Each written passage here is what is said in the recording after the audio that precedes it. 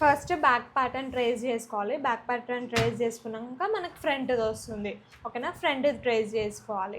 Front open, మనం ఇప్పుడు back open ఇస్తున్నాం కాబట్టి బ్యాక్ సైడ్ మనం ఓపెన్కి 1/4 ఇంచ్ ఇస్తాము, కానీ ఫ్రంట్లో తీసుకోవద్దు. ఓకేనా, నెక్ విడ్త్ వచ్చేసి 3 inches, shoulder strap 3 inches, shoulder equals to armhole ఎంత అయితే వచ్చిందో మనం అంత డ్రా చేసుకొని, ఇది చెస్ట్ లైన్, చెస్ట్ మెజర్మెంట్ ఎంత మీది 38 డివైడెడ్ బై 4 ఎంత అయితే వస్తుందో అంత మనం ఆన్ ఫోల్డ్ నుంచి ఇక్కడికి మార్కింగ్ చేసుకుంటాం.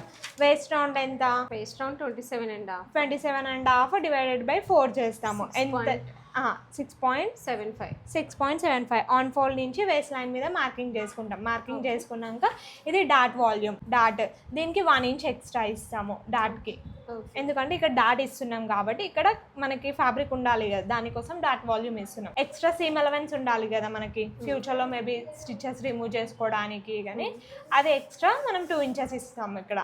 నెక్స్ట్ ఆర్మోల్ షేప్ ఇవ్వాలి. నెక్ డెప్త్ వచ్చేసి 7.5 ఇలా క్రాస్గా ప్లేస్ చేసుకొని ఇక్కడ నుంచి ఇక్కడికి 3 ఇంచెస్ ఇవ్వాలి. 3 ఇంచెస్ ఇచ్చి ఒక స్క్వేర్ బాక్స్ ఫామ్ చేసుకొని అందులో మనం బ్రాడ్ వి అంటేనేమో ఇలా వస్తుంది మీకు, నారో వి అంటేనేమో ఇలా వస్తుంది. దీనికి డిఫరెన్స్ ఉంటుంది.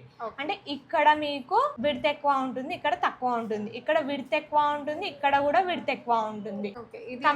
దీనికి షోల్డర్ సేమ్, అంటే దీనికి మనం ఇంకా బ్రాడ్ పెట్టుకోవచ్చు, దీనికి తక్కువ ఉంటుంది నారో వీకి. ఓకేనా, జస్ట్ మీ ఐడియా కోసం నేను ఇక్కడ చూపిస్తున్నా మీకు. ఇందులోనే బ్రాడ్ వి డ్రా చేసా, ఇందులోనే నారో వి డ్రా చేసా. అంటే ఇంత డిఫరెన్స్ ఉంటుంది మనకి, ఇంత బ్రాడ్నెస్ పెరుగుతుంది ఇక్కడ. నెక్స్ట్ ఇక్కడ నుంచి ఇక్కడికి మనం అపెక్స్ విడ్త్ ఎంత ఉంది